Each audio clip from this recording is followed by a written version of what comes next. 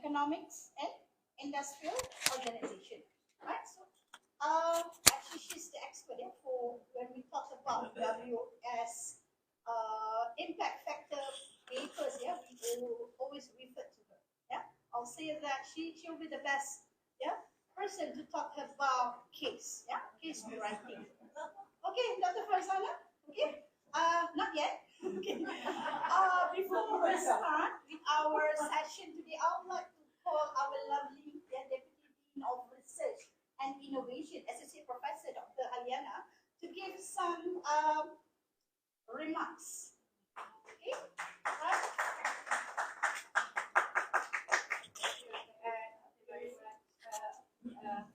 Assalamualaikum warahmatullahi wabarakatuh, and welcome to Research Away March.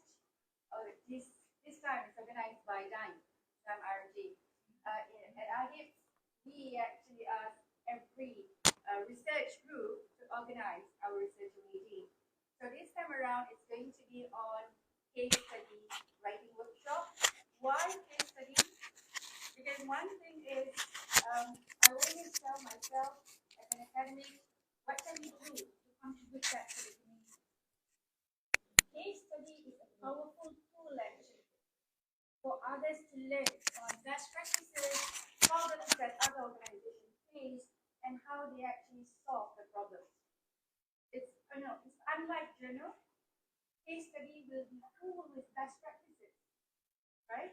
So it is us, right, as a disseminator, right, the one who will write and disseminate that information, right, to the community and also to the public. So what we see is that AHIBS have a lot of potential here actually, because we have action research, we deal with industry, we deal with the community, but it stays there, right? So now it is the chance, it is our opportunity, we have the opportunity now to actually contribute, to write, right, and then to share with the public, give some impact. We are talking about impact here, right? That's number one. Number two, at AHIBS, most of us are familiar with journal articles writing, but not case study writing. We want everybody here to have the skills in writing case study. Okay? We have our students who have done excellent job in action research. Leverage on that, right? And Alhamdulillah, also this year, our AHIBS-ACT 2024 will have two affiliated conferences, one on action research that will focus on paper publication, and the other one, Angel Erasmus International Conference, that will focus on case study presentation. We will have international participants from the EU, from ASEAN countries, as well as the case I would love to have from our own people. AHIBS-ACT is going to be a big conference, right? We expect participants will be coming from EU, from ASEAN, and also from local, and also from the industry. So this is the chance for us to actually share what we've got, right? How we can give back to the public, to the community, through our research, right? So it's not just about fulfilling the KPI. You have to see this also as one of the steps in upskilling, in our career development as academic and also researcher, and hope, to give impact, to give back to the community through your publication. Okay? And thank you very much to DIME, especially Dr. Adriana, for organizing this event. My lovely team members here, Husna and also Asma, right? And also Dr. Farzana, who willingly to come, right, and share her knowledge with us, right? So I think without further ado, let's call Dr. Farzana to the front, right, to share her knowledge. Thank you very much.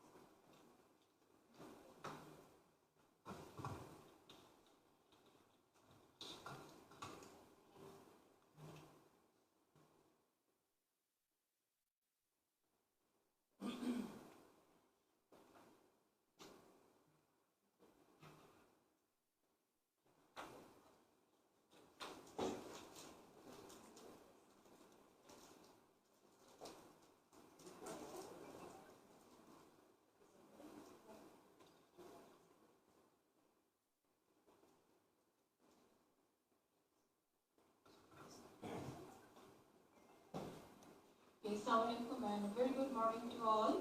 First of all, thank you very much to Dine for having me here to share my humble little knowledge with all of you. Thank you very much to the organizer, our Associate Professor Dr. Yana, Deputy Dean Research, our Dine Group leader, Associate Professor Dr. Adriana, and also behind the scene, the people helps, Husna, Dr. Sityasma, and all of you for making your time to come here to learn something different. Well, Dr. Adriana already introduced me. Actually, I feel shy when I hear something more than that I deserve. I have to make some corrections. I'm not very expert in everything for sure. I'm just trying, and I consider myself as advanced learner in everything I do. We also have here, I have to mention, my all colleagues are performing very well for writing impact factor journals. We have especially now Dr. Muslim Amin, he has also a very good profile, and everybody doing very well. So well, thank you very much to Dr. Ad for your flowery, all those nice words. Well, now let's move on. In terms of presentation, there is a saying that when you want to say something to a greater audience and you want them to listen to you, you need to create the credibility. So credibility meaning why they will listen to you.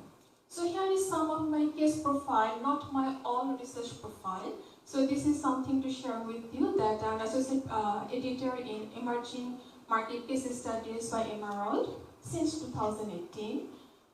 I actively review for case journals. One of them is of course my own journal CMCS. Then ACRJ, this is another very reputed one. It is actually run by National University of Singapore, quite older than MCS. It is also indexed in Scopus and ISI.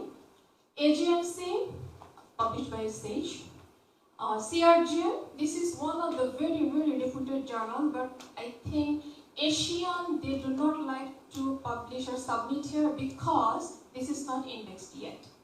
For your information, when we're talking about case, basically people write case for the love and passion for case writing. Not much about those KPIs.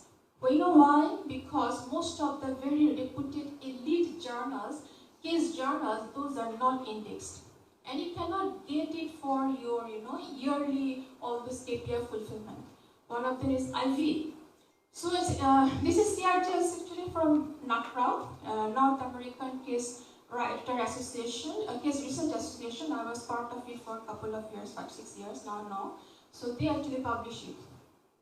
I also published 2 case books by Emerald. I have some others also not so good case books, but that I don't count. This is by Emerald, 2 case books.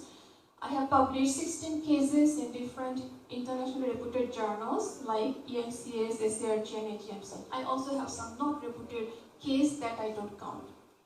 Well, so today this is our discussion agenda and how it will flow. So maybe 1 hour plus, I will share with you some tips and tricks for your information. Case is something that you cannot learn by just attending 1 hour talk.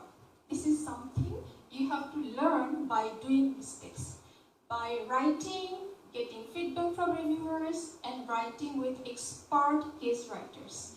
I cannot say expert, but advanced learners. So that's how we learn how to write case. So I actually learned the case writing stuff from my supervisor, main supervisor. I respectfully remember her for sharing her knowledge.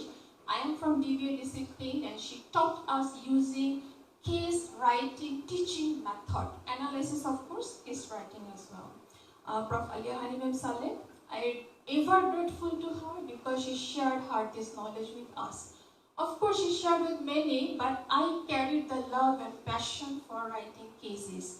I have been writing cases not for my KPI, not for increasing my publication list, just because the love and passion for my case. Well, then it will be like some Q&A session, then we will have a small group. If you have something to share with us, then we can help you to make it a full-fledged speech. Okay. So what I'm going to talk today, basically 2 things I'm going to highlight. essentials of writing a good case study, and tips to write teaching notes. So for your information, when we're talking about a teaching case, this case has actually two parts. So part A, that is the thing is story. Okay, that is story we call, you can say case text, case narrative, some say case study, whatever, doesn't matter. And the second part is teaching note or teaching guide. So when we write case, we follow a storytelling approach. However, it's not a story. Why so? When you read a storybook, a novel, that doesn't have any teaching guide. But when you write case study, teaching cases, then actually we have teaching guide. So that story is guided by actually teaching note. If you do not have teaching note, we say that this story doesn't have any teaching value. So, in other words, to write a teaching case, you must have teaching value. What does it mean, have a teaching value? That you can use that particular story in your class to teach a particular subject or a particular topic or a particular concept or a theory. So that's what we call that teaching value. So let's say you are talking about a story and that story actually not based on a particular subject and it is not based on a particular concept and it is not following those do's and don'ts, then actually we do not count it as a teaching case. Okay, let's move on. A little bit basic thing, but I'm pretty sure all of you know about that, but for the beginners, what is a case study? So, I'm referring here Ambrosini et al. 2010. They said, teaching case studies are widely deployed in business schools. They are contextually rich in detail, and students learn by applying and adapting theoretical concepts to specific business situations described in the case. Students develop judgment and reasoning skills by evaluating different options and focusing on complex problems which usually have no one right answer. I don't think I need more discussion because I believe all of you have some idea about that.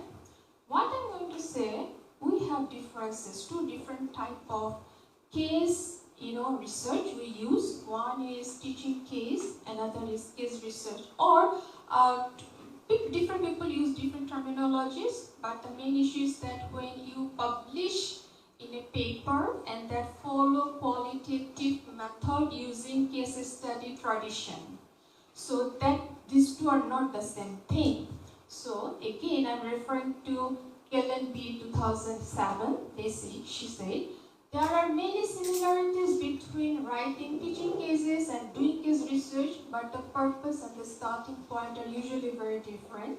And also one kind of final results that is produced. Well, I do not like to talk about theory much in my classes. I like to go practical. So now let's move on and see some practical differences.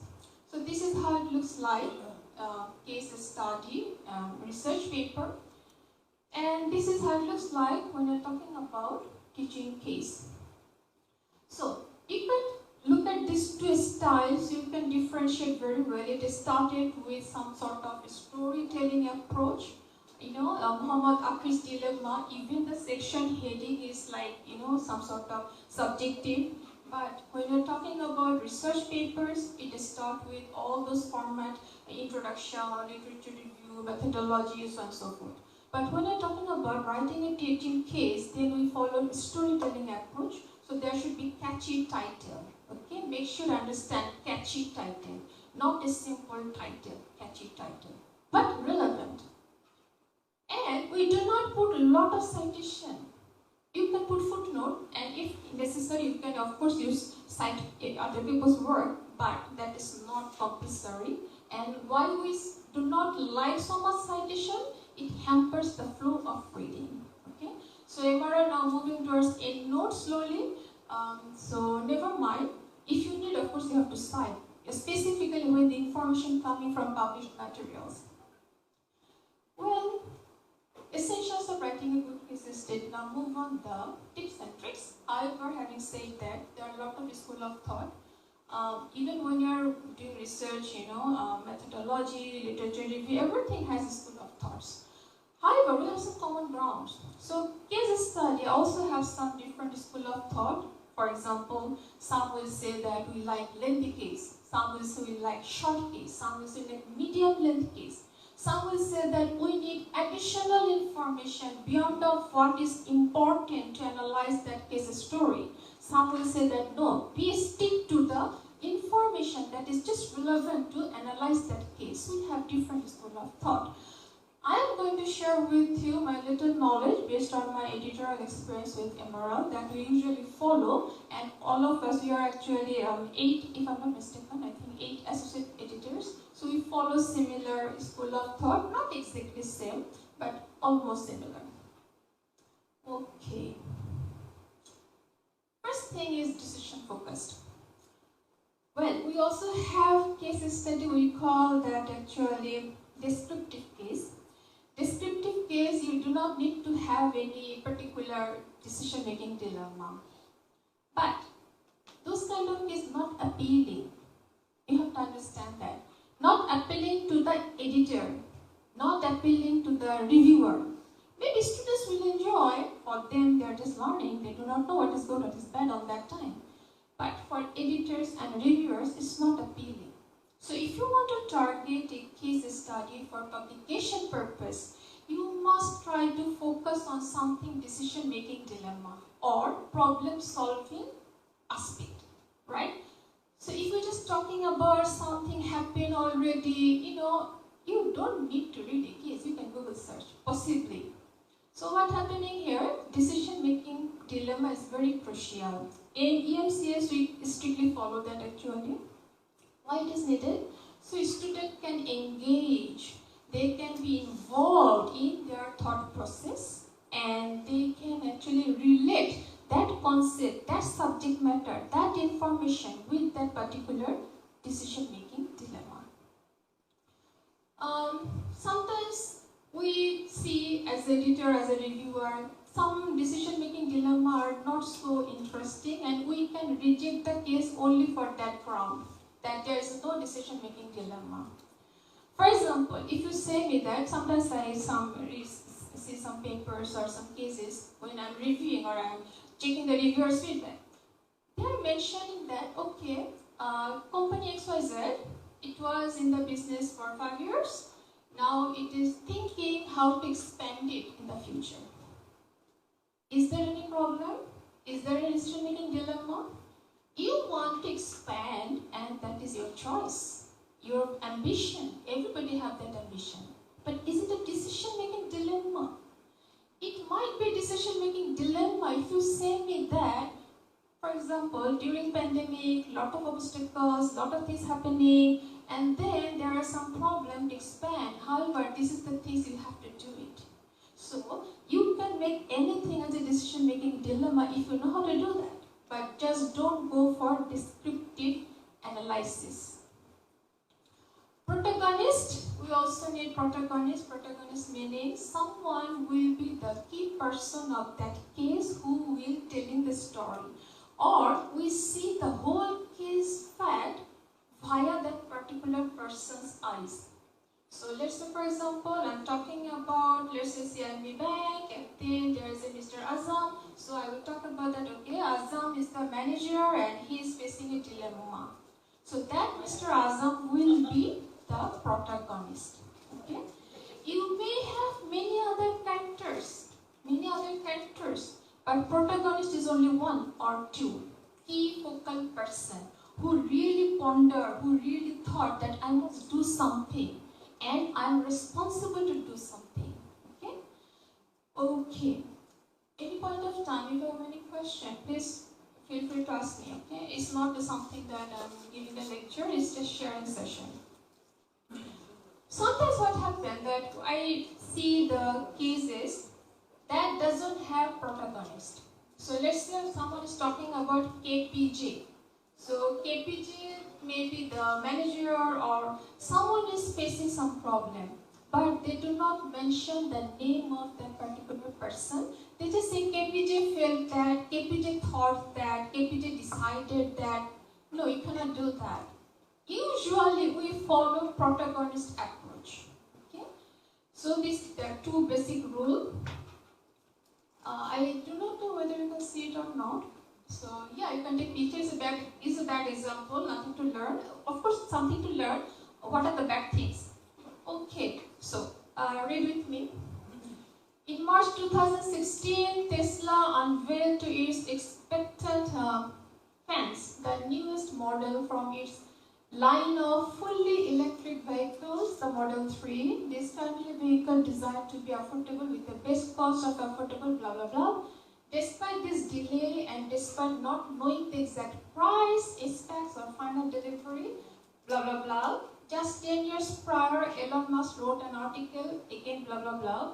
In 2016, Tesla still faced many obstacles, from difficulty manufacturing longer, lasting and faster changes, blah blah blah. Okay. Do we have protagonist here?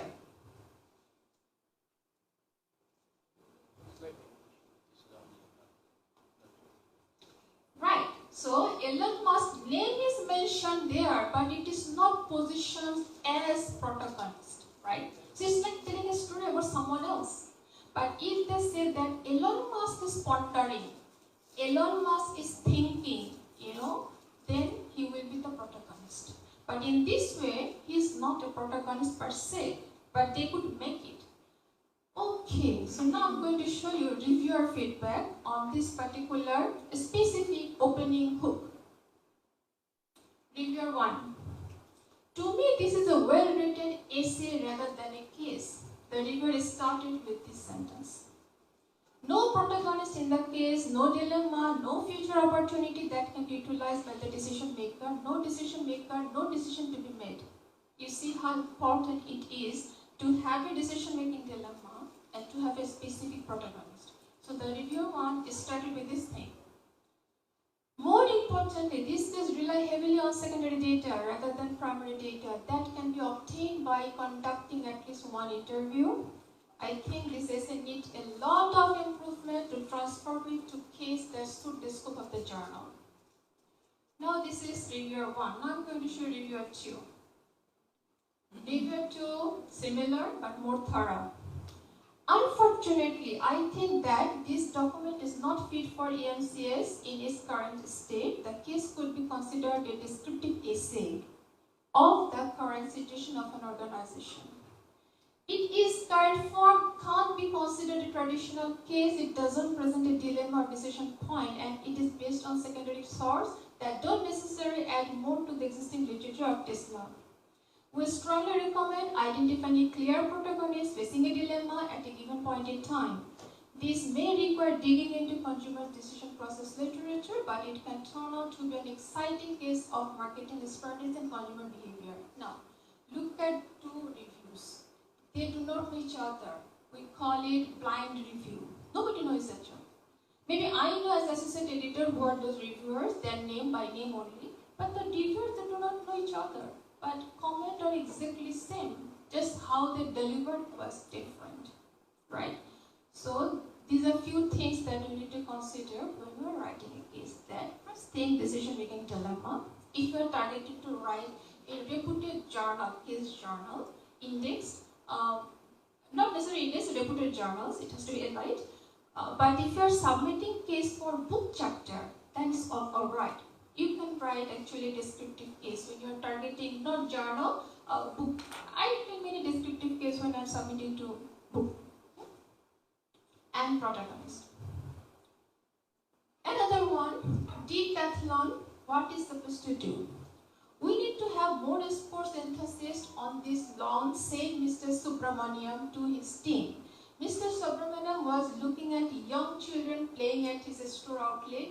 He was pondering upon the thought, what is decathlon for people out there, and why all are mistakenly comparing decathlon with other brands like Puma, Nike, Adidas and others? There is no decision-making dilemma. This is what he is just pondering only, but it is not a decision-making dilemma. Okay? The comment was, consumers are comparing the product of decathlon with Nike or Puma, what is the problem? Is it affecting anything of the company's sales, profit, or operation? There is no serious decision-making dilemma outlined to that students will be able to understand the brand marketing deeper. Now, what happened? This particular case, I just taken only few sentences, but the case was positioned to teach brand marketing, branding topic. So when you're talking about some particular concept or issue or theory, your case discussion and the problem should flow back. It has to be, in line. So the question was, whatever that case story is telling, it is not in line with teaching brand marketing. So that was the comment from the reviewer. So certain published case, this is my case actually in Emerald.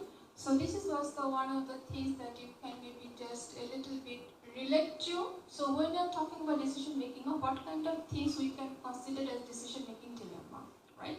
So this is one of my students' work actually. So we work in a team. So the problem was, this is one real life actually case. So the girl was the owner, her parents, father was owner, then her father became sick. Her father wanted her to take care of him.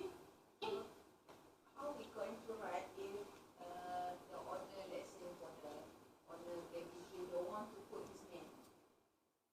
Can we put just the owner of the maybe tree or whatever?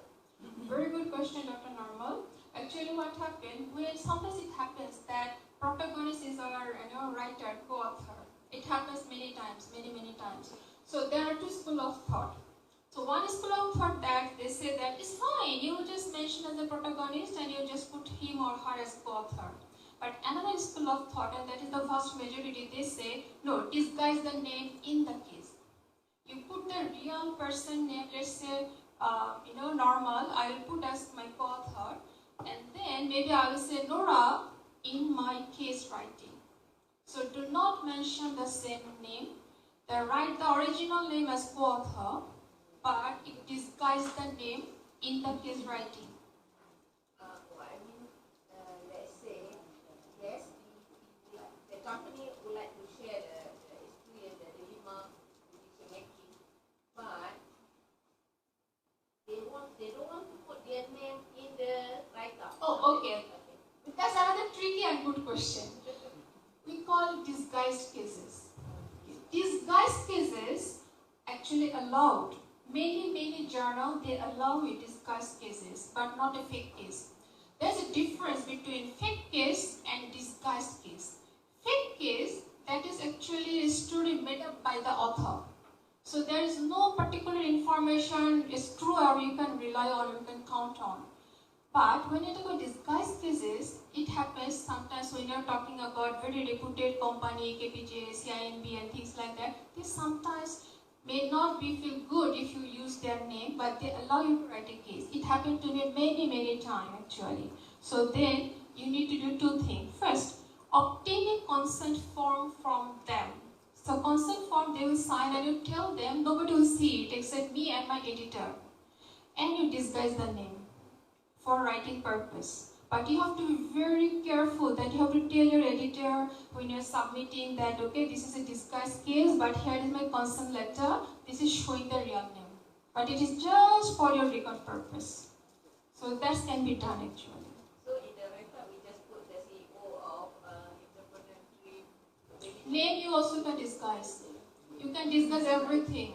You can disguise the name of the company, you can disguise the name of the protagonist. But now, when you're disguising the name of the protagonist, there is some rule of thumb. Let's say my protagonist, the original name is Ibrahim, for example. Now, Ibrahim is not comfortable to give me his name as writing as Ibrahim. So now, I can disguise it. I can disguise it to something, for example, Munir or maybe Ahmad, but I cannot say John. I cannot say, or maybe Tio. Ibrahim is a male, I need to find a male character. He is Muslim, I need to find a Muslim character. His age may be 30, you cannot make it 50. It has to be again 32, 33, around. Why it is important? Because in this process, the readers can actually relate some sort of idea, sketch the idea of the person's maturity, education, age. You see, when a girl take a decision and a boy take a decision, different. Girls basically emotional bound, if not 100%, mostly. If you think about in your maturity, when you're 20 and when you're 40, the decisions you make different, So therefore, we have to be particular about all those small things. However, having said that, you can discuss the company name and also the character name. Does that answer your question? Meaning that if the character, the protagonist is like a boy, so we have to describe the Age. the age. Yes. Maybe they have a handicap or something like that.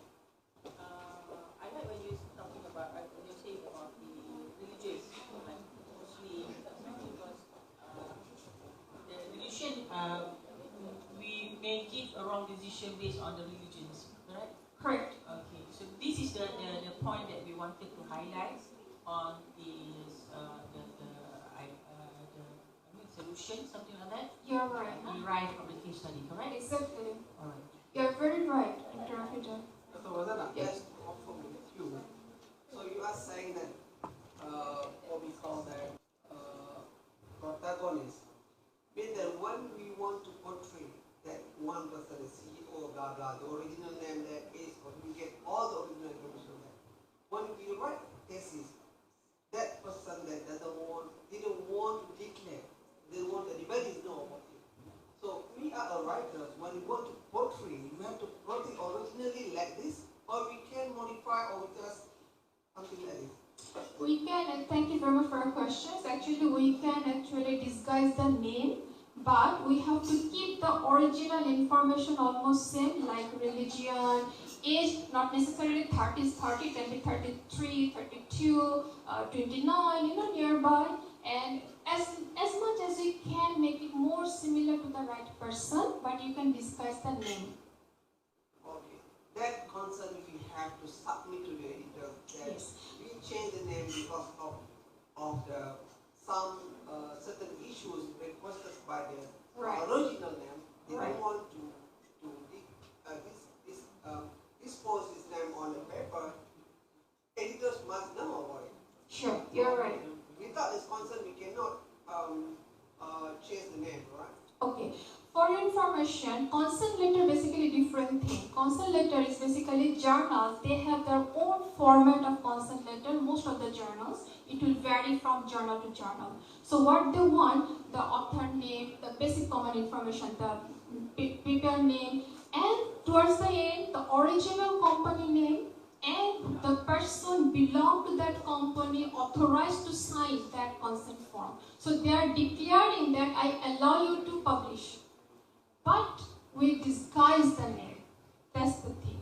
So we have to submit the original consent form to the journal, and you can also write to the editors that it is a disguised case. So the original consent form is here, but we disguise based on the request from the author. Yep, you're right. Thank you. Did I answer your question? Yes, thank you. Right. Okay. So this was a baby drill, very good questions, and I think we can learn better by asking questions actually. So, this case was talking about the Nora, and then Nora's, they have few branches, and then some branches they have to stop, shut down, and one branch left, and then his father is saying what you can do to save it. So this kind of thing. This one was another case that I found is very interesting. It was also my student, but the girl protagonist is not herself. This is her cousin or something. So it was also a real life case. So what happened is that the girl was actually a school teacher, but then her mother was entrepreneur, and she was running one small bakery from house. And then her mother became sick, cancer patient. So her mother cannot run it. So she asked her help because she has only one daughter, no son even. So then the girl is in dilemma. She never have experience of doing this, and her mother is asking her, so what she will do? Then she thought she will do together, parallel, but she couldn't. So she found it very difficult to run to parallel. Then she resigned her teaching job to help save her dying mother wish. When he came to the picture, she found it's a mess. like employees are quitting, they are losing their customers, and so many other things. They don't have proper funding, and then she was thinking how to survive. So this was another case. Okay, you will find many good appealing case stories and the decision-making dilemma. So it's just something to just share with you. I got another case. What happened? I felt it's very interesting because my basic interest is actually sustainability and green. Though I do other things, but it's my main passion. So that case was like this: that one entrepreneur in India, they are producing bamboo, the house from bamboo, and it is cheap. And they want to give it in cheaper price to the poor and needy people. Not poor, but who cannot afford a very good house. But surprisingly, what happened? When they are trying to approach them, they are not happy. They are not interested. And then they are in a dilemma. It was a social marketing case, social entrepreneur case. So the problem was that how to motivate people, how to make the awareness right there. This case actually didn't come to a light actually, I'm so sorry. It gone through so many revisions, then I think author felt fed up and kept quiet, withdrawn. Okay. Opening hook. Some people say, especially my editor Michael, he said opening gambit. So whatever it is, opening hook basically the opening paragraph. So when I talk about opening paragraph, most of the case journals, they like one big paragraph or two big paragraphs. So what do we do here? We actually tell the story that we try to hook the person, the reader's attention by telling everything in brief. It's not a synopsis, okay? But it is just trying to give them some basic idea and hook them without reading the whole story slowly. What we tell them? There are 5 key points. One is what. What meaning? What is the problem? Number 2, who? Protagonist. Number 3, when. When the problem was arise. Not arise, when the problem is positioned. I'll tell you what's the difference between arise and the positions. There's a difference. Okay? Then, where? Where this problem and this case is positioned? Is it in India? Is it in Bhutan, in Nigeria, in Malaysia? If it is in Malaysia, is it the southern side, northern side? So those things, everything makes sense to the reader. You think your food habit, though all of are Malaysian, but the food culture varies from state to state, am I right? So that's the thing, when you want to say a case, position a case, you need to make sure that you need to tell your reader where it is positioned. Country and specifically which state or region, so people can relate to, Maybe you say Kuala Lumpur. Many people will be very much familiar with Kuala Lumpur culture and they will relate to all those things together. So first is what? Decision-making dilemma. Second is who? Protagonist. Number 3, where? The place itself. Number 4, when it was positioned, the case problem. And number 5 is why. That is very important thing. Why meaning, why this problem is so important to know or to be solved. We also call in other way it is urgency. So if you do not create urgency of the case, why it has to be solved? Why it has to be known by the readers? Then actually it is also missing thing. So when you're talking about opening hook, opening gambit, those are the few things we have to take care of. So now you see, when you write a storybook, you don't need to follow all those 5 principles. But when you are writing for teaching case, you must have those 5 key question answered, but in a story style. You cannot just say who, what, why, where. No, we do not write that. It is in our head. All the time it is in our head. Now, how you going to start with who or what, it up to you. Because different person have different style of writing. And we cannot monitor that. We cannot control that. We cannot impose that. You follow your style. As long those 5 components are there. Just follow your style. Your own instinct of writing style. Okay? Any question from opening hook? Date. Now, we need 3 dates. 3 key dates in this opening hook. What are those 3 dates? Number 1, when the problem was started. Let's say your business is not doing well during pandemic, for example, and post-pandemic still you couldn't survive. So what will be your problem? It started during pandemic, right? When it is started. Now, let's say you're saying that, for example, Isa is thinking, this and that, on 2014, 8th of March, for example. So, the case problem position in this date, 8 March 2024. And number 3, date we need another date. That is the thing, most of the authors they missed it. Most of the authors. By when the problem has to be solved.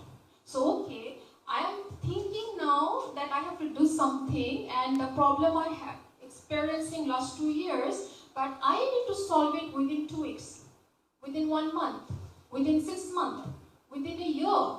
You should have a date that is cut-off value, that by when you must solve this problem.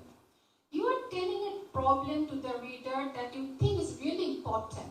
It is something crucial to solve. But you are not telling how crucial it is, how emergent it is, by when you have to solve. That's not fair.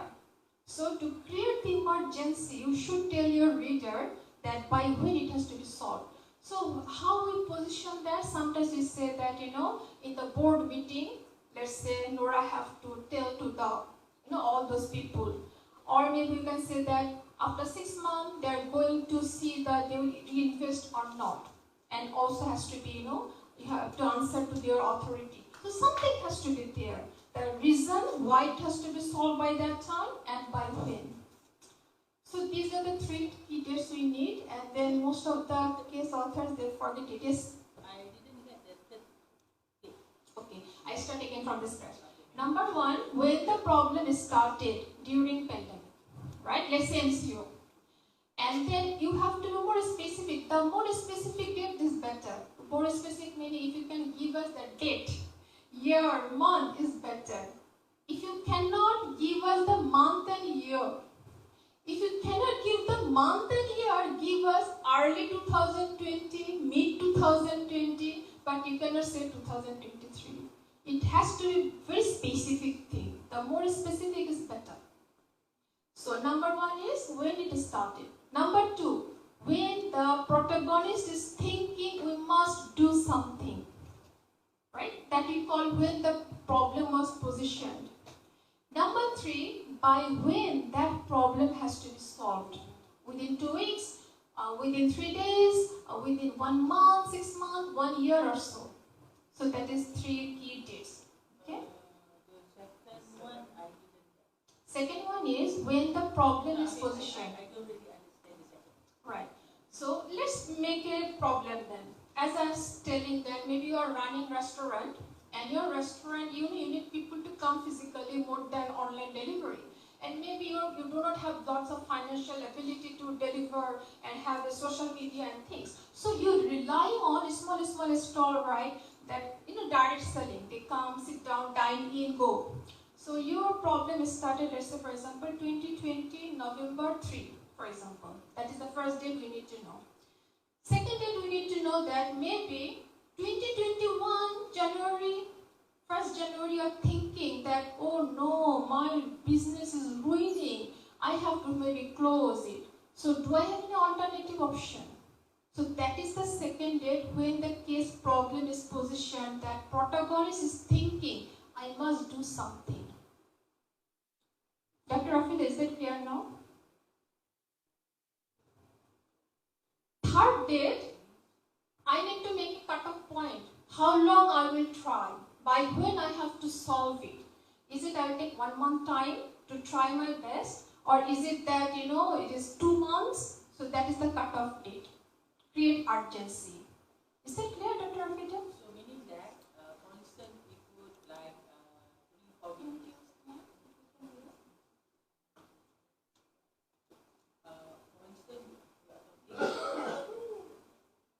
For instance, we have like the first date is when the problem started. Yes. Meaning that is during pandemic. For instance, like we put it in 2020 March. Okay, fine. Okay.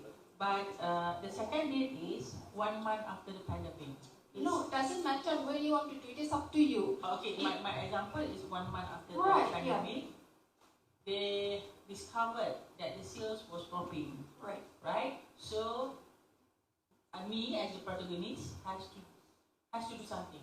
Yes. Is that correct? You're right. And I have to solve this and make a decision within 2 weeks. It's up to you again. I mean, yes. that Yes. is the duration. Exactly. So is that correct? You're very right. Yeah, you got it right. I hope everybody got it right. Okay, then thanks. Now what happened? When you're putting those dates, you can give any other dates also whatever you want, no matter at all. But these 3 dates should be there. These 3 dates should appear in the opening hook. Other dates can be shuffled everywhere in the story, no matter what. Even you can give the date when the company incepted, right? When it was, for example, registered. If you change the company, when it was, you can give any date you want, no problem. But this 3 key date has to be in your opening hook. Other date can come anywhere, right? Well, another thing, writers, they do mistake. Okay, as Dr. Rafida was saying that she positioned her problem into 2020, maybe April, that she's thinking, oh, my restaurant is not doing well, I have to do something. Now, what happening? Most of the time, authors, they give us information after that, April 2020. We don't need that. You have to freeze your case. That's why that date is very crucial when you want to position your problem. You position your problem and then that's it. Freeze your all information. We don't need to know after April what happened. May, June, July, don't need. Because you know why? You want your student or the reader to read and to think based on that situation. That is the dilemma, right? If you go forward, maybe problem solved already. Who cares? Then it's not my, interest at all. So if you want to keep the interest alive and if you want your students to learn by thinking, by engaging, by being themselves in the protagonist's shoe, then you must freeze your all information from April 2020. No more information. You got it right? Sometimes some writers, they find it difficult. They say that my company is still going on, how I can freeze it? But you have to understand you're writing a case. You're not telling about your company, situation. It's not the agenda. Agenda is to engage your reader to solve a problem. So give them the time until that problem. After that, let them think. Okay? Well, use of tense, past tense. We do not use future tense. We do not use present tense. Even I'm telling you yesterday what happened, it has to be past tense. Okay? So if you write a case in present tense or future tense, it will come back to you with the reviewer or editor that the author doesn't know how to write a case. It has to be past tense. It's another problem. If you're talking about KPJ, still it is going on how to write in past. But think that you're telling a story about 2020, not today.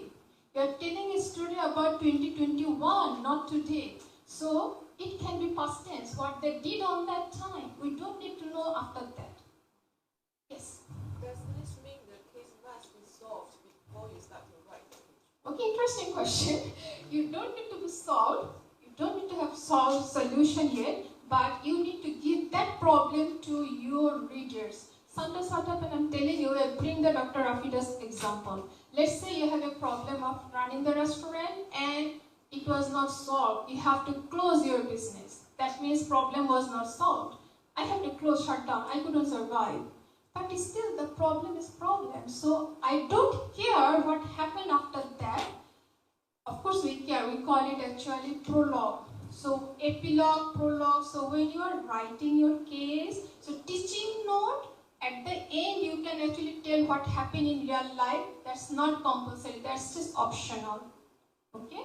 So at the optionals, you can tell what happened. They closed down or they could survive. If they survive, what they have done in real life. But that is just at the end of the teaching note. A story will not appear it. That's for only who are, using that case in the class. For them only, the instructors. So we don't need to have solution in the case. We never give solution in the case story because you have to understand the purpose of using the case. Engage your reader. That engagement doesn't come with solution. You engage them by thinking how you can solve it. If you tell them this is you can do it, then what their role? Just reading. You cannot engage them. So if you want to make them engage, you must give them something unsolved problem. So they will think, how I can do that, if I'm that person, what am I supposed to do? So that's the thing, we never give solution and it doesn't mean it has to be solved. You can even write a case last month, so maybe solution didn't come out yet. It's fine, as long as you have a problem to tell. Is that answer your question? Any more question? Okay, so sometimes it's past tense, right? But you can write teaching guide in present tense. It's just the case story has to be past tense. Now come back to the same sample I showed you earlier about decision-making dilemma and the protagonist, right? So it is about Elon Musk. It is about that, the specific EV car. Question is there any decision-making dilemma? Let's say I'm reviewer. What will be in my head as a reviewer? Is there a decision-making dilemma? No. Answer is no. When is the case issue positioned? My question, was there any case issue? Nothing. Does this para make his reader engaged? To me, not at all. Is the case written in past tense? Yes, that might be only one tip. Who? No protagonist, so cross. What? No problem, cross. Where? It was not written there exactly where, so cross. When? Again cross. They are telling a story 2016, but it is not saying whether the problem is positioned in 2016. Okay? So it's a descriptive style telling something, that has no clue. That's why we call it no teaching value. So when you write a story, it can be a storybook, but if you have a teaching guide, it is a case study. So you must have a teaching guide to guide your story, to be useful for the class. Okay.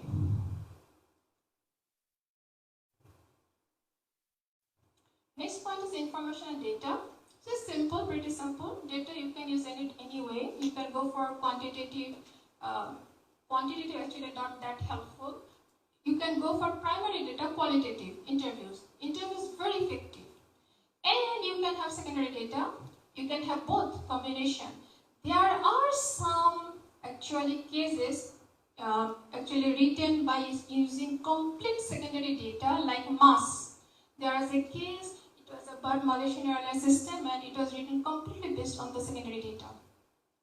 Having said that, those kind of cases very difficult to pull just based on secondary data. Mass has a wide range of actually information available. Not all company will give you their all information online. So then you'll be in trouble. And what happened when you it goes to the reviewer and you are writing for a good case journal, not a so-so one. So the reviewer must come back to you with lot of questions, lot of suggestions. So it is very difficult to pull all those information just based on secondary data. So it's always good to have interviews and published materials. But again, it's up to you how you want to do that. In MRL EMCS, we have a specific place in the teaching note. We call it methodology or data collection method. You have to write how you collect your data. A structure. Before a structure. When you do primary data using interview, you must have consent letter. If you have published materials, do you need consent letter? If you are writing from published materials, do you need a consent letter? Publication? Okay. There is a two school of thought. One school of thought like Dr. Rafida, like Dr. Bashir, they think no need because I'm writing it based on my published information. So I am not doing anything myself. So one school of thought, they are okay with that. And majority. Another school of thought, they say that no, even though you are writing from the published materials. If it is a crucial issue, let's say ethical aspect, let's say financial aspect, something sensitive, then you better go to the company and ask them whether they're comfortable or not. Why so? Because there are some incidences. Don't take case study lightly. There are some incidences.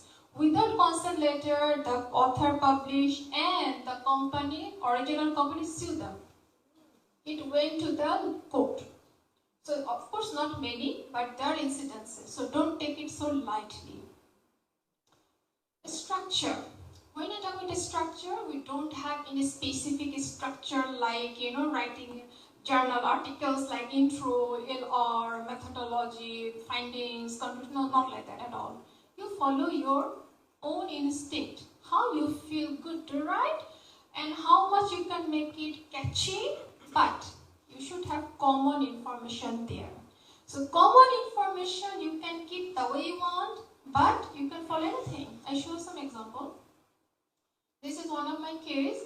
So this case have 1, 2, 3, 4, 5, 6 sections, and it started with Muhammad Akhir's dilemma and blah blah blah. Then we have another case, the bridge I just shared with you. This one has different style. Okay, so that means there is no common structure. You can do whatever you want, as long informations are there. Now, what are those information you need to have or you should have? Of course, you should have opening gambit, opening hook, that you are telling the problem, the decision-making dilemma, those WH questions and things like that. You should have information about the company itself, protagonist itself. You should have some discussion about the industry itself, and you should have a discussion about the problem itself in detail. And you should have a concluding remark. Don't write conclusion. You don't like that. Do something different. And this concluding remark, you have to reiterate what you say at the beginning or throughout the case story. Reiterate. And throw the question again for the reader to think. Now, how you want to do it is up to you. Nobody is going to impose upon you anything. But just remember those key things. Now, how you want to structure your case is completely up to you. But be catchy, don't use those specific format to use for research paper. It is not a research paper at all. Yes, Dr. I saw there is a process of technology transfer. So, how this contribute to the discussion?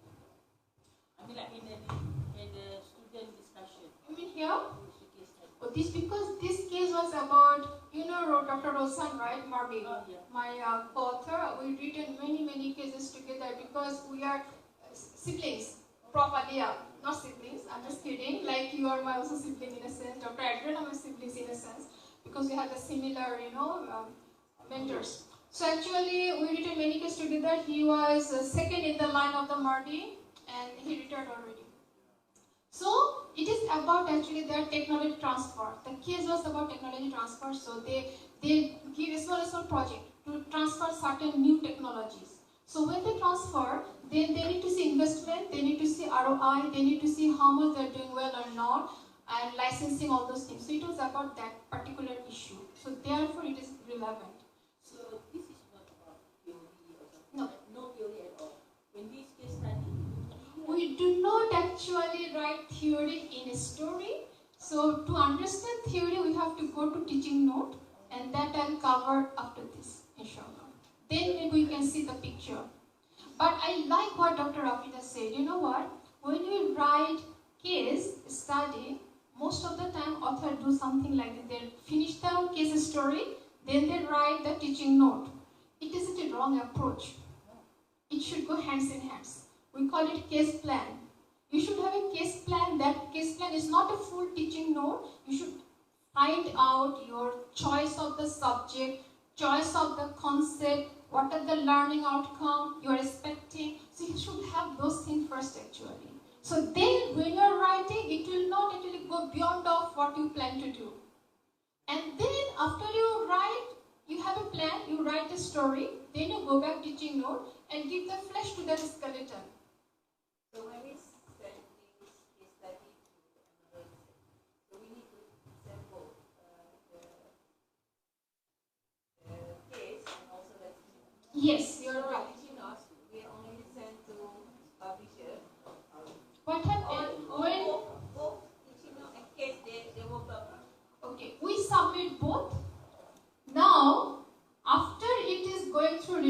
process, and if it is selected for publication, they will publish only the case narrative, only the story. But they will hold the teaching note. So when people want the case, they will keep. When people want that case, they can download online. But if they need the teaching note, they have to write to the editors or the publisher, journal publisher. They need to pay that. No, they don't need to pay. They just need to give evidence, their instructor, and they can just email them back. You have to register, maybe something simple, it's not difficult. But not from the journal portal, you cannot download. You have to go to the publisher and the journal manager stuff like that. Well, maybe when we talk about teaching note, then it will be clear for us. I'm talking now only case story, Dr. Rafida. Then I move to teaching note. Oh, okay. Then we can see what is case plan. Yes, you want to say something, Dr. Hussain? Just to comfort my thought from the fundamental. So you're uncomfortable. No, I read case, but I'm not familiar to read case because I'm on the other side of the case. So just to put in my mind, so where do we have to start first? This is a writing case, okay? You have to start with the teaching plan. Okay, you must have a Teaching plan. Okay. You have to have a teaching plan. Then once you have the plan, you write your case story and you can revise simultaneously your plan. It's like evolving nature, like we have qualitative study, you have expert here, some qualitative expert, Dr. Yana, Dr. Adriana. So they know that we call it even Dr. Isa. So we talk about qualitative, it is evolving. So you can actually revise along the way. Case is also same. When you're writing the case teaching plan, you can revise along the way. Because when you write the case, if you need more information, go back to interview, you get more insight, you change up your mind a little bit, then revise the plan, revise the writing. So it is like you can go together actually. So, for example, last year, I'm doing real case teaching for new venture question for the watermelon project. Yes. I think we tested also, yeah. Yeah, so I'm not prepared the teaching plan like this because I'm doing as a practitioner. Right. So what I think is I'm looking for teaching plan new course online for the new education. Okay, we need to make sure students understand this chapter. And I have one real case study for the watermelon, which we need to develop the brand. We need to have a brand development and business model. So we have business model canvas, and we have 9 elements in the business model canvas. Okay. So throughout the real case, I make sure the whole class with the 5 group and need to cater each business model element. Well, it's up to you, Dr. Normal. Sometimes it happens also that, let's talk about marketing strategies. There's a make it simple 4 P's. So I can have my case for each P. Product 1 case, price 1 case, place 1 case, promotion 1 case. Even I can have a case for all P's together. This is up to you. How rigorous your problem is, how rich your information is. If too much to say, too much to ponder, you can divide it in different cases. But if you think that all together can make sense and you can put together, you can have 1 case. Okay? So let's move on a little bit more. Then we can come back for more question. So this is a structure.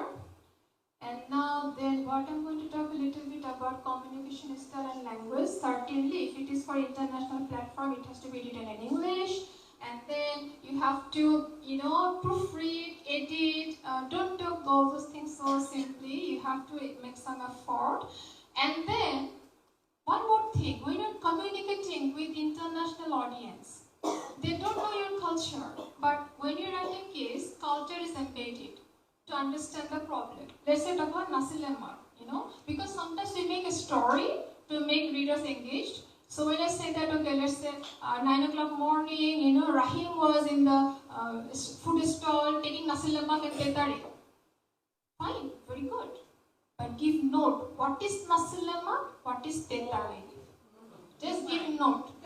Yes.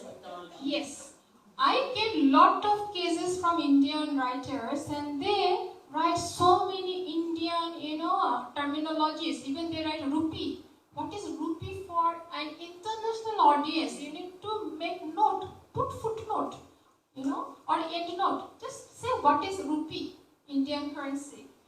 Sometimes I was reviewing one case last time, I think last week maybe.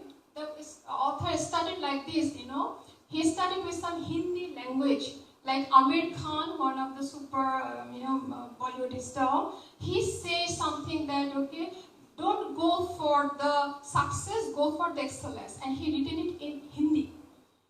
Who cares if you don't make it in English? So when you're writing for international audience, you have to make it that kind of communication, You cannot just simply stick to your own culture, write it, but you make it some footnote, endnote, and explain what does it mean.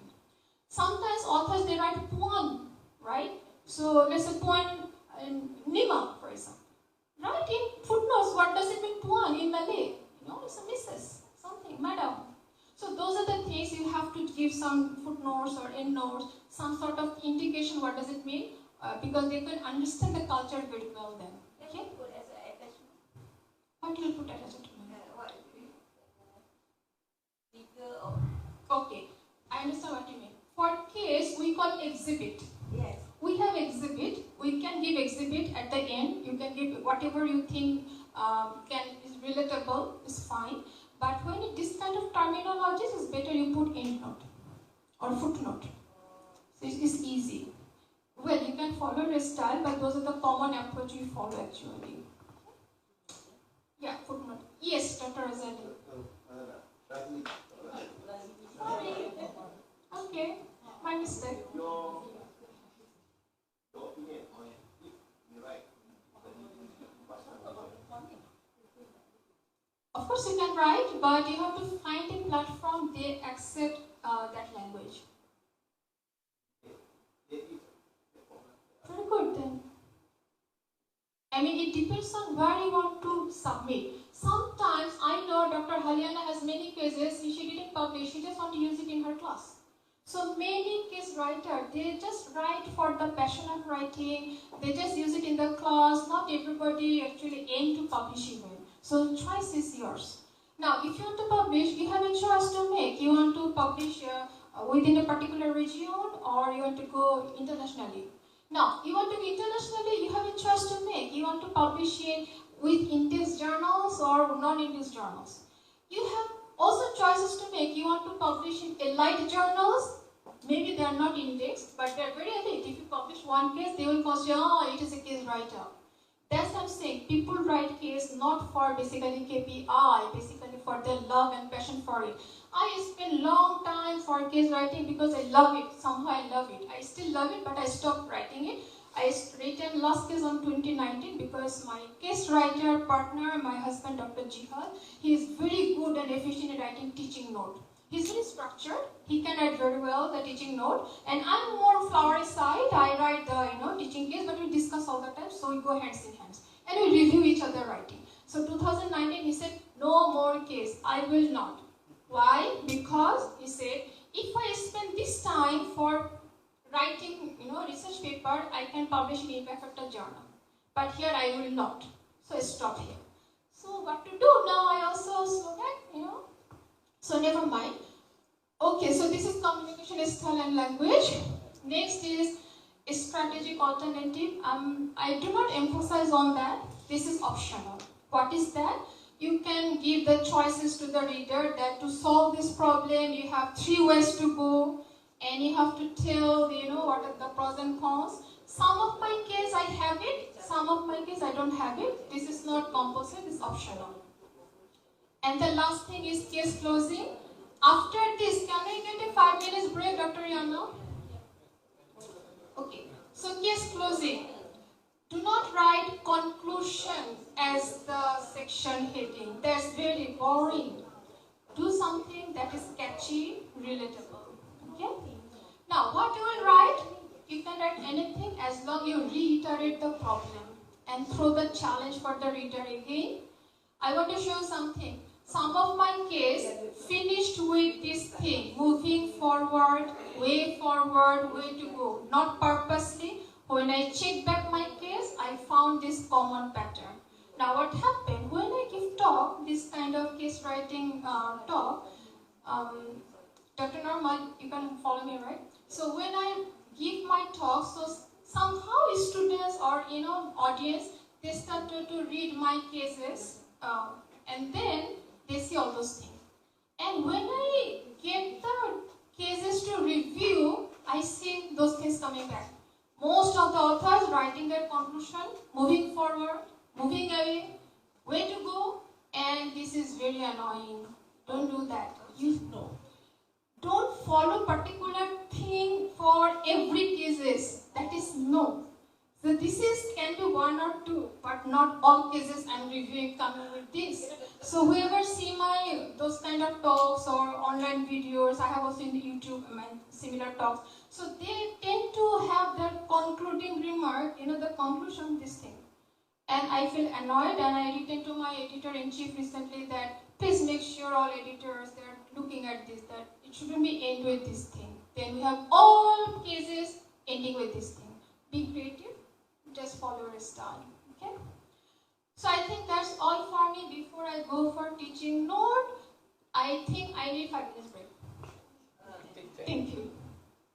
Dr. Farzana, I think maybe we all will have more time for this unit, but we can start it. But I think it's good this one to give guideline to our actual research student for this more better report for their project. Right now, they're more to the descriptive. Right. Actually, I will talk about that. Maybe I start with what you said just now, but I just need 5 minutes break. Then we come back again to talk. Our director is here. Director of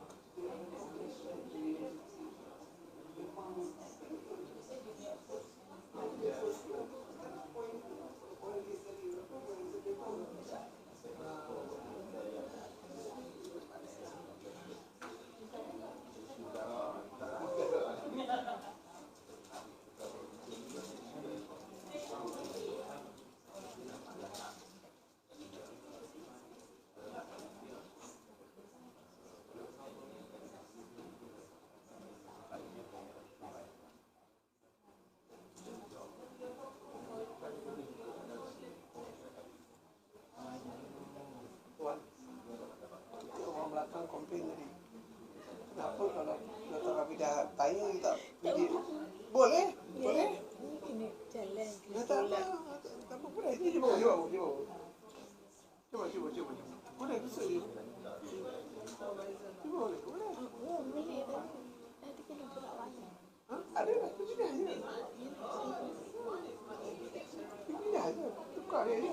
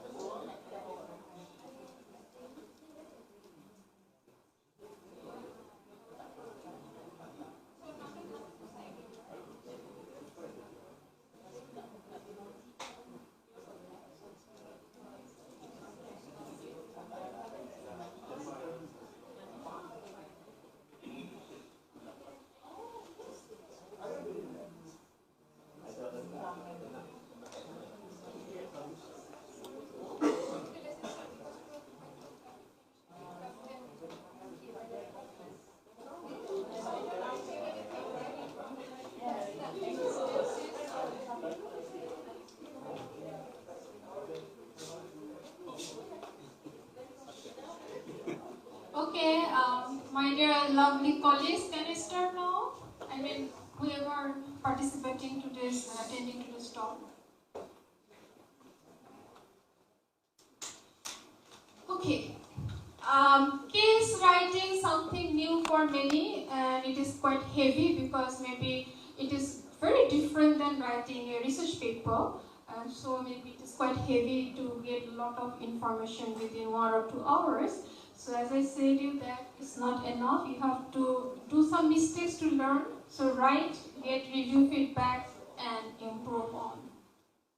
So I stopped here and then Dr. Norma said something very good and interesting. She said that we have many action research students and then actually action research can be converted to case writing. Having said that, you should have planned from the beginning. You cannot convert after you do all action research to a case. When you're doing case, you should have a proper plan on that time. Okay? If you have proper plan on that time, then it is doable, then it is possible. Okay. So now let's see teaching note. Is also called as teaching guide, teaching manual, no matter what, same thing. So why we need that? This is something that we submit with the case story, but it is not being published. When any case is published, it is only the story, the case narrative part. This one actually publisher, they hold it. And what do they do? If any instructor requesting for that, they can actually give it to you, email it to you. Why we need that? For many reasons. First of all, this is when I write a case, how I position it, my views as a writer, as a researcher. I am telling to another researcher, I am transmitting and transferring my knowledge to another one. Second reason is that sometimes new lecturers, they use cases. So for them, maybe it is something new. So when they have this kind of manual or guide, it helps them to understand how to use it in the class. Okay? So there have been multiple reasons, but this is all the time very useful. And third and foremost, if you don't have it, you cannot write a case. Then it is a story without any grammar. We have grammar for everything we write actually, you know. So grammar doesn't mean the spelling and all those tenses. Grammar meaning how we write it, what we should think about that, what are the things to take care of it, you know, those are the things. Okay, so start with the synopsis. So when you're writing a research paper, we write abstract, and when you're writing case story, we write synopsis. So synopsis actually the whole thing in summary, but of course it will be like, just a problem side, but those 5 questions must be answered in synopsis as well. Who, what, where, how, why. It should be there as well, huh? Not how, when. Okay, next will be learning objective. So what do you want your students to learn by reading this case? So when you're writing learning objectives, basically we follow Bloom's taxonomy. So it is everybody, lecturer, academics, they are familiar with this. So follow those choice of verbs, and follow the chronology from simple to more deeper, rigorous. Okay. So explain, if you have explained, it will come first. If you have evaluate, it will come later. So follow Bloom's taxonomy. How many learning objectives? It depends, but actually 3 to 5 is optimum. Below 3 is too less. More than 5 might be a little bit too much to chew, but if you can do that, it's fine. We also need to write target audience, and you can actually merge those two together, audience, relevant theory, concept. So what you will write here? Audience meaning which level? Is it a bachelor degree? Is it the graduate level, postgraduate level? Is it for professionals, or is it for university students? You have to be specifically mention it. Who are your audience? You also need to say which subject. Is it management? Is it marketing? Is it accounting? Is it finance? Is it entrepreneurship? Whatever. And you have to be more specific what concept. As I said, let's say I have a case for pricing strategy. So I will say that for consumer behavior or marketing management course, and it will be more suitable to teach the pricing strategy concept, for example.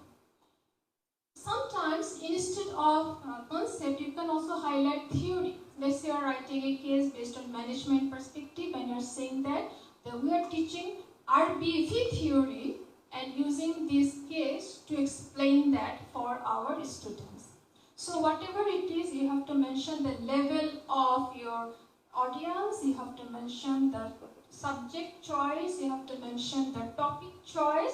If you have a theory, you can also mention that choice of the theory. Okay? Now, next will be data collection method. As I think I covered this in the beginning, that you have to explain a little bit how the data were collected. Is it interview or published data, or it is both? If it is interview, whom you interview in the line? Who is that person? And then you should have the consent letter. Okay? Now, teaching plan. Teaching plan, actually, this is something in Emerald we use for different purpose. Yes, Dr. Rafida. When you mention about data collection method, is it data collection for the kids? Yes. Or for the student? No, because the student will not collect data to analyze the case. I am the one writer, I am collecting data to write the case. So it is for me, how I collected data to write the case. Okay, so the writer. Yes, you are right, very right. Okay. Yes, Dr. I Mohammed. say I'm right the case by using my real case. Sorry. So what happened? Teaching plan for EMCS, we use it for different purpose. We actually use it for basically 90 minutes running the class. It is a common format for EMCS, but not necessarily. If you submit for ACRJ or CCGR, anything, they may have different format and they don't mind even. But EMCS is strictly, I don't know why, they call it 90 minutes running the case. So you have to outline in this teaching plan how you will run 90 minutes. So let's say 10 minutes for discussing in brief the concept, then maybe 10 minutes to, each question, whatever, how you want. Different people have different way of running the class using the case. So just write it down, that 90 minutes. Yes, Dr. Nova. I'm the one who write. Since I'm using the real scenario, which they really need to apply for case. They say we need to develop the brand for the watermelon. And since we need to develop that, we're really running the business. So then when I interview the student who something like a problem with the logistic, finance,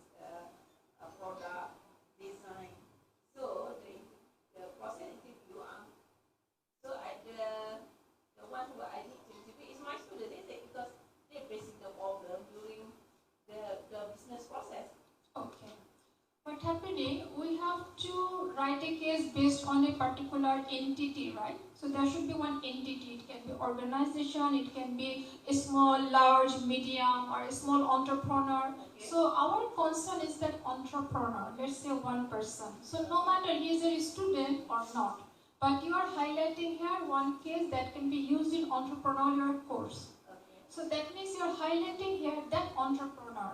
Okay. So the main thing is that I am not talking about who I know, I don't know, my student, my nephew, my niece. It's about entity and who is facing the dilemma. Okay, since we are collaborate with the industry, so we assume our student consultant or we temporarily stop to our industry partner. The case study, the industry, right? It is all actually related to your problem actually and how much the protagonist is related to that problem. Why I'm saying that, first thing, I think I have a slide also for that latter. We need to understand how I will get that problem. That problem cannot be predetermined in my mind that okay, I'm writing a case and I must ask the CIMB manager, what is your brand problem? No, it doesn't work in that way. You have to be open-minded. You can go and talk to them and tell them what are the problems you are facing. You want to write a case about marketing, but they might not have any problem of marketing. They might have a problem with HR, or maybe OB, or maybe leadership. So you cannot impose. That's what I'm saying. Action research can be converted, but at the beginning you should position it in that way. What happened, our students, they are predetermined, my students, they are doing something, everybody doing the same thing, I do not know why so, and it is actually started from their business research, so I do not ask them to change, of course, it's a waste of time. They are doing Facebook promotion as their intervention for marketing strategy. Okay, I'm okay with that. So what happening, if you predetermine that you want to approach social media marketing, oh dear, your case is not going to be anywhere. You have to be open-minded. Well, let's say you are really stick to your marketing, strategy. Then you have to maybe go several places, interview several people, several departments or the head, until you reach to that level. They say you that hey, I have a problem about marketing. So you cannot impose. You have to listen from them. So that's why I said action research can be converted if you start planning from the beginning, not after it is completed, right? So this is one thing. And second thing is that when the problem is about your entrepreneur, you just need that entrepreneur. But if your problem is something related to one particular collaborator industry, you need both.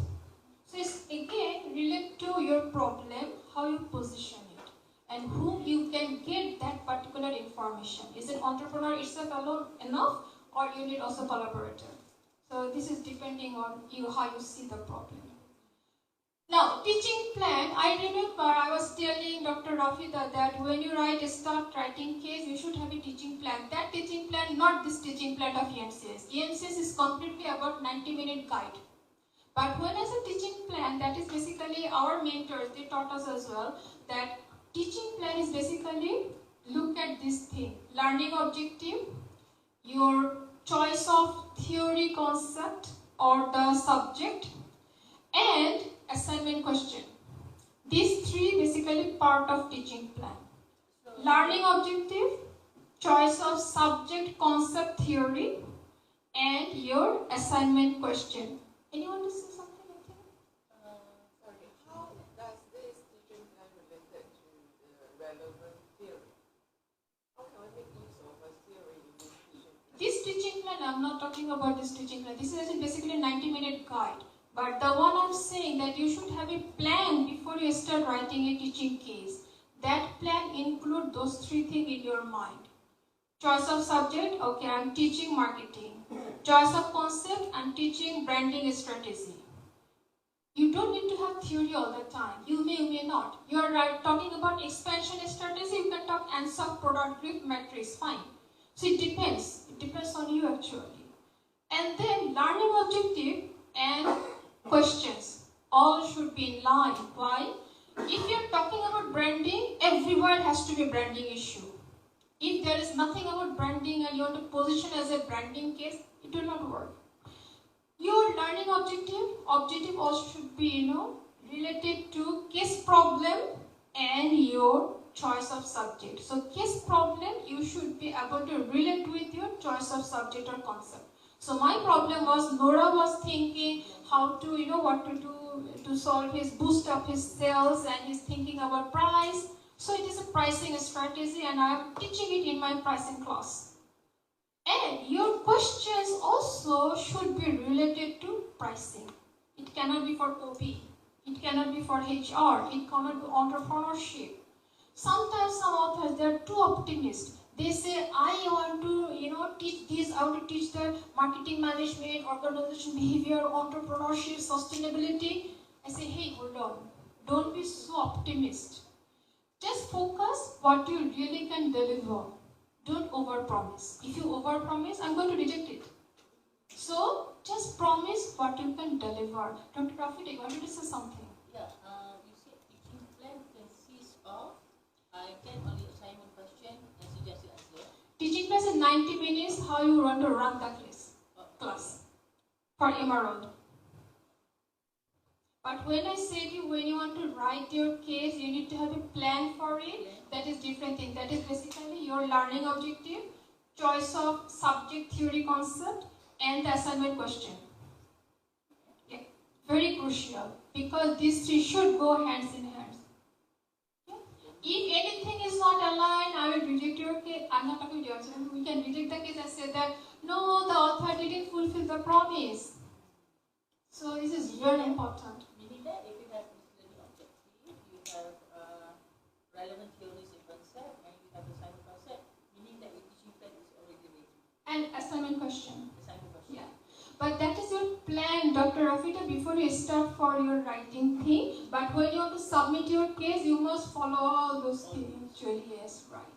So as I said at the beginning, if you want to have a teaching value of your case, you should have a plan in advance. What are the plan? Those three things.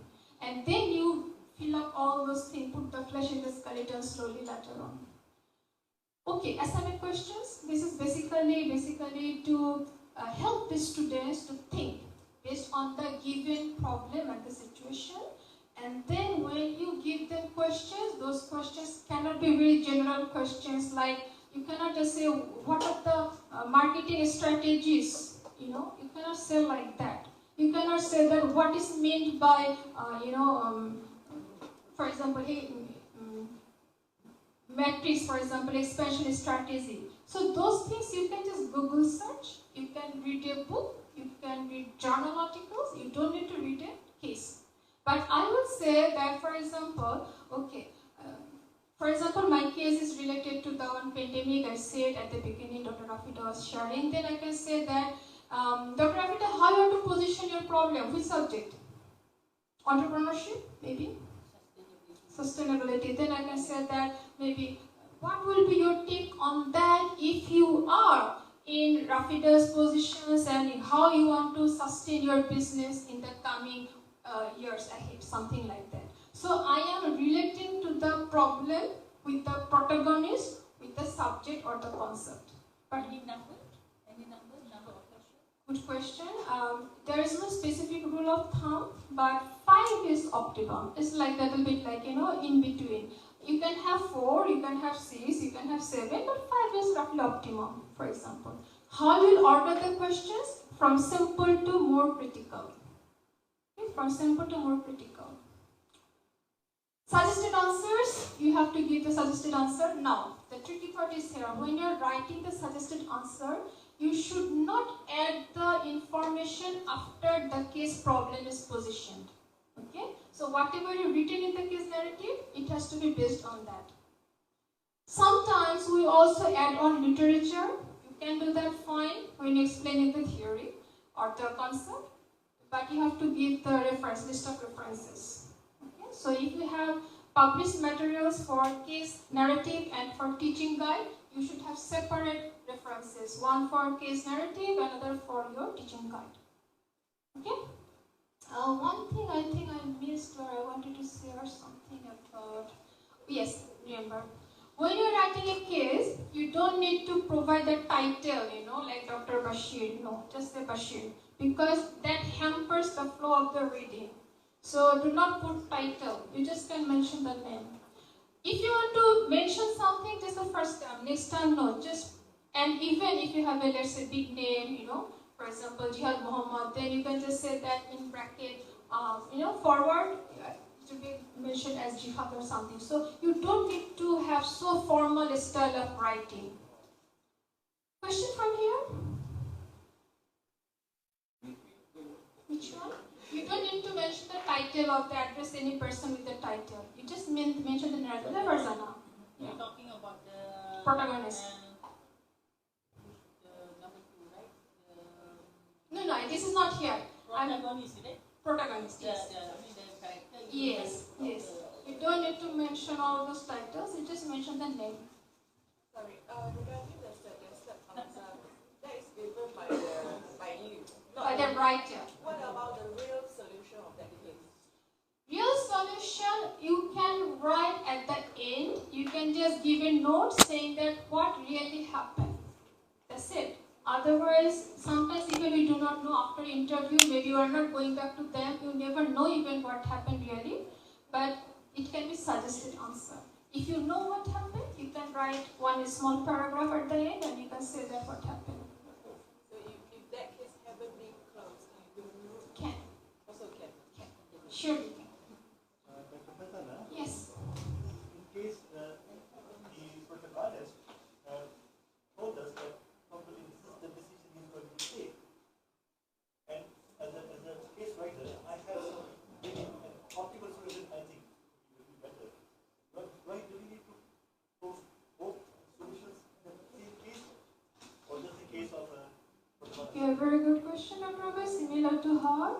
Actually, if the protagonist already told you what they are thinking or what they want to do, but still you cannot impose upon the reader, still you have to make it an open mind and you have to give some solution. You can say that it can be solved in 2-3 ways, and then one solution you can put as what the protagonist suggested. It can. Notify that in the case. It's not compulsory, you can do that, but you do not write it in the case story, it will be in the teaching note. Remember, problem will highlight in case narrative, solution comes in the teaching note. Solution never appear in the case narrative. Case narrative is something you give them half-cooked story to think. If you give the solution, nothing to think. They already know what to do, what was done, so we want them to engage. Therefore, we give them until the problem. Solution comes to the teaching note. Okay? Thanks. Now, certain do's and don'ts. When I'm talking about do's, should tell a real story. Do not fake it. If you want to disguise, provide the consent letter. Should consider neutral perspective while telling the story. That's very important. Neutral meaning, let's say, this is your own very favorite brand, for example, Nike. And then you want to highlight it, make it like flowery. Don't do that.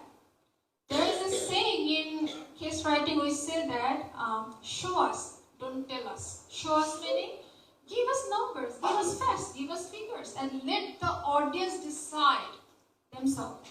So don't make it too flowery. I was reading one case long time before, few years back. There's a female entrepreneur. And the writer is highlighting in so fabulous way, no flaws, no problem. Who cares?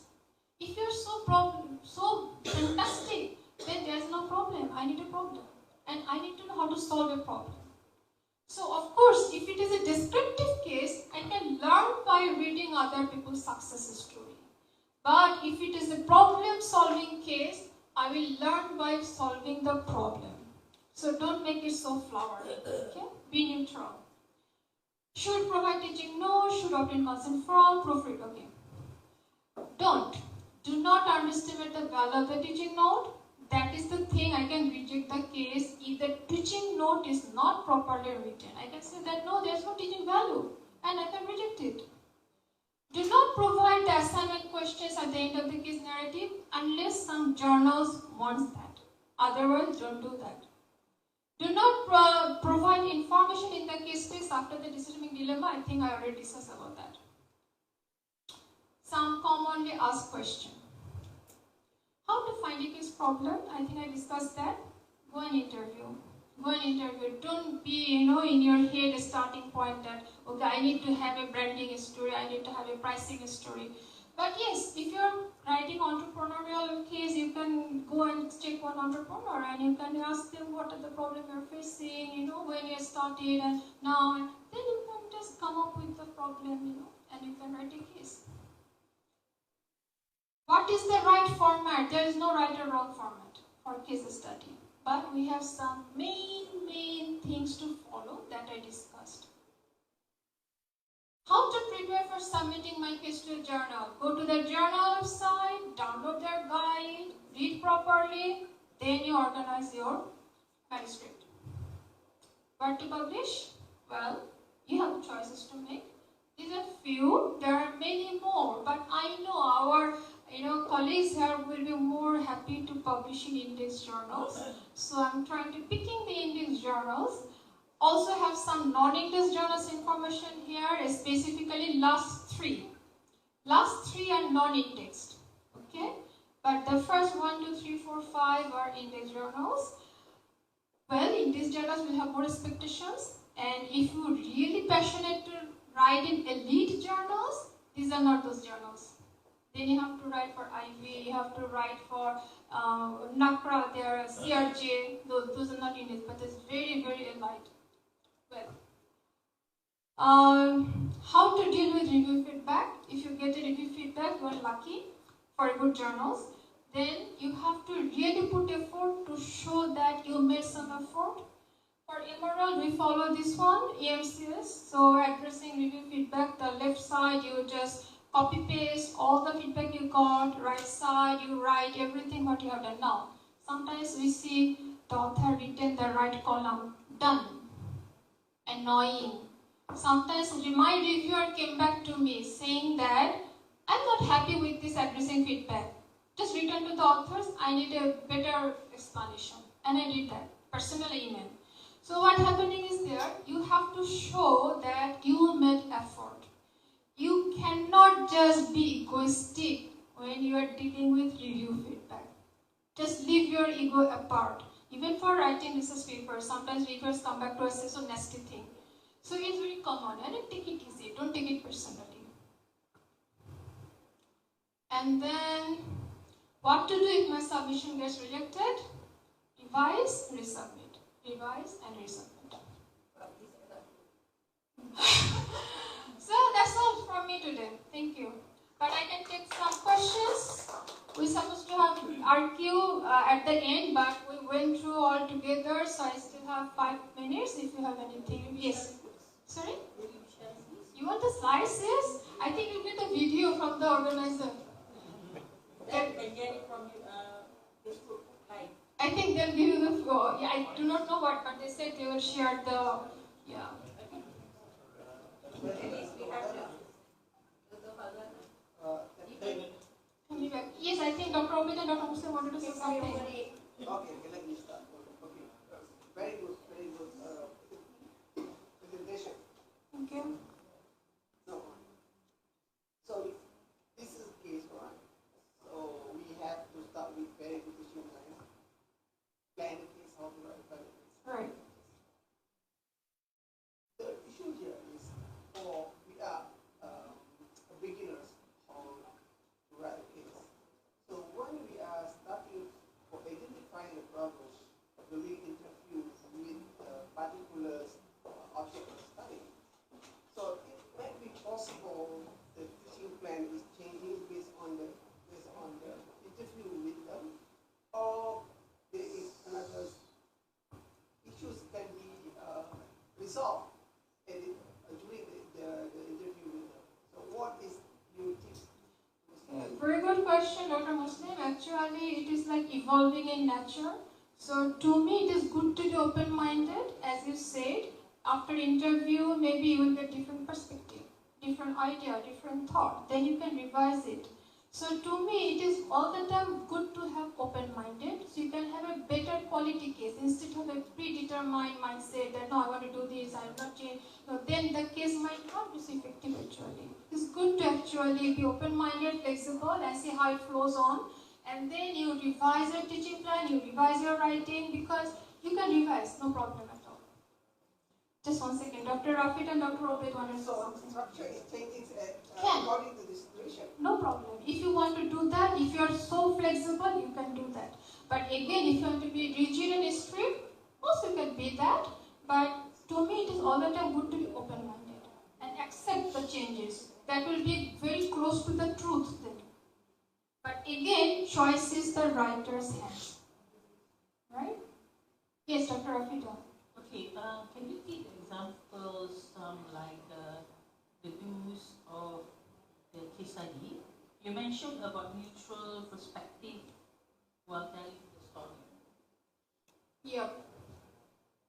Can you Okay. give an example? What happened? Sometimes many authors, they have a tendency to write too much. You know, like that is flawless. There is no problem at all. Like, you know, #1 in the restaurant business, or maybe, you know, he's talking about use the adjective like superb, for example, or maybe, you know, very skilled, or things like that. So the issue is, do not make it so flowery. We need a neutral stand.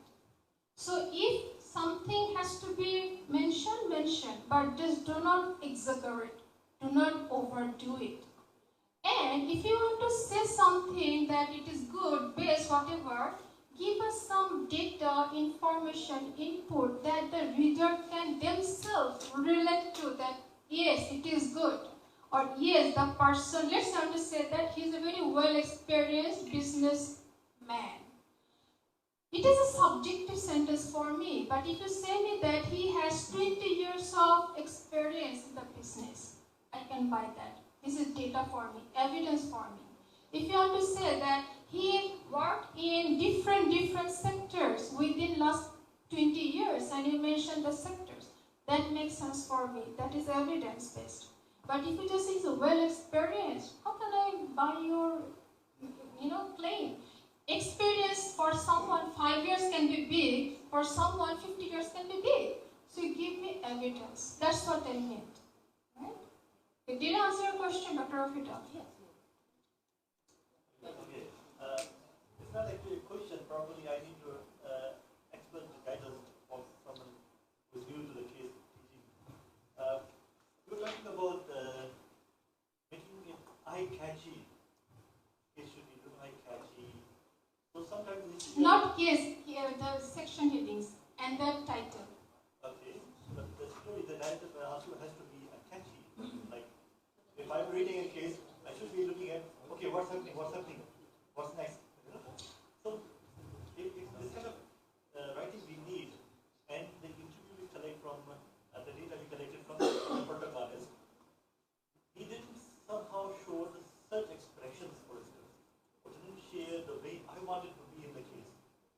So, as a case writer, what you recommend for us as a novice case writers, that how should we kind of exaggerate, or how should we try to put these words in a way that creates the same situation?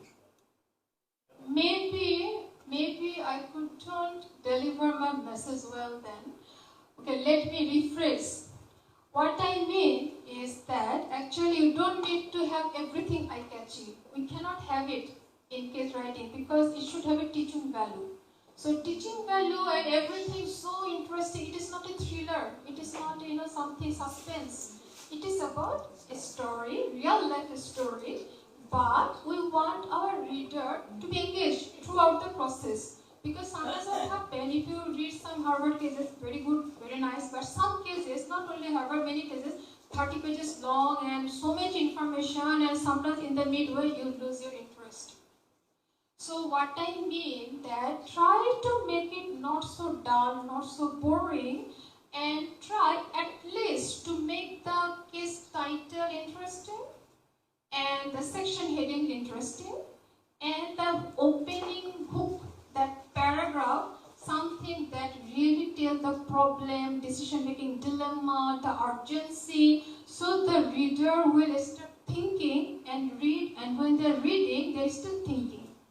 So that's what my message is. It's not to make it a thriller, not like that. Just try to make a little bit, section headings and the title a little bit catchy. I have Dr. Normal before I think. Dr. Normal, you remember what you wanted to ask me? After this, Okay. when I write it, I will make you. Okay, fine. Yes. Suggestion of what it is. Yes, please. Can you put in pictures, photo beside the case study? Of course you can. You can put it in anything you think. We have information. For me, I see it in this way: must have and good to have. But whatever information you can put an exhibit. You can put many of my kids. I have pictures of the restaurant. The baby dream. I have the picture of the shop. So you can put it in the exhibit. Of course, yes, can. Yes. Sorry, in which part of the writing should we include whatever reaction from students have been class? I didn't get it.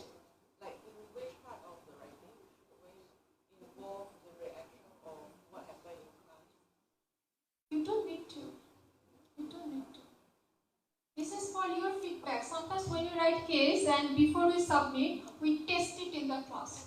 So when you test, this is for my improvement. I can revise the case before I submit. But you don't need to include anywhere in your write-up actually. So, any more question? Oh, Dr. Afita, yes. Number of pages. This is subjective. This is depending on where you are submitting. When I submit SCRJ, my case very long, 30 pages plus.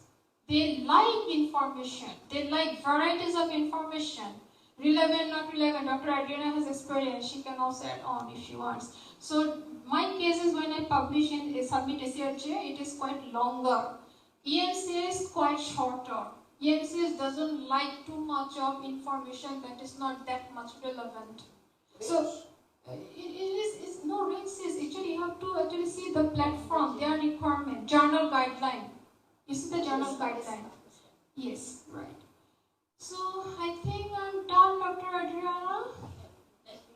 That was my last question. No, it's okay. I mean, you have more That was my last question. Okay. Then, thank you so much. Dr. Adriana, I pass it to you. Okay, thank you, Thank you so much, Dr. Farzana, for your insightful insights, sharing, and from your genuine experience, I guess. Yeah. Okay. Right.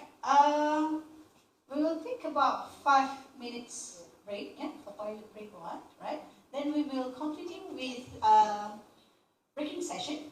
Okay. I would like to suggest that we will sit together based on our background, the knowledge. Yeah? For example, that we can have, because we have 4 facilitators for today, right? We have Dr. Mai Zaitu, AP Dr. Mai Zaitu, yeah? And also AP Dr. Haida. They are expert in the area of finance and also accounting, yeah? And we also have another 2 facilitators, which is AP Dr. Yana and myself, right? So we'll be taking care of the management, IT you have, right? And marketing, okay? Right? So feel free to sit, yeah, wherever you want, yeah? And if you need to get more help, support in terms of explaining in some of the area, yeah, you can always call us. And if Dr. Farzana will be here, right? Yeah? Where are you? Okay. I'm confusing with Asma. Okay, right. So you can have your break, right? Then when we come back, we will go through the template, yeah? Template for both the teaching notes and also the teaching case. Okay, right?